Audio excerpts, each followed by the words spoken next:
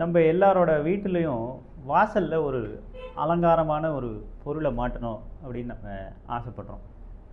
இது வந்து இன்னைக்கு நேத்திக்கு நம்ம வந்து வீடு கட்ட ஆரம்பித்து இது ஒரு மாடர்னான ஒரு விஷயமா அப்படின்னு நம்ம நினைக்கிறோம். அப்படி இல்லை.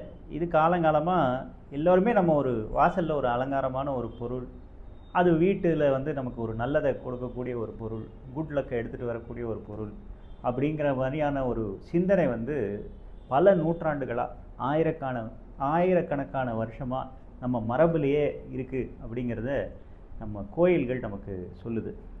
உதாரணமாக பல கோயில்களில் இந்த வாசல் நுழைவாயிலில் வந்து அஷ்டமங்கலங்கள் அப்படின்னு, அதாவது 8 மங்கள சின்னங்களை ஒரு புடைப்பு சிற்பமாக வைக்கிறத வந்து ஒரு மரபாக நம்ம பல இடங்களில் பார்க்க முடியுது.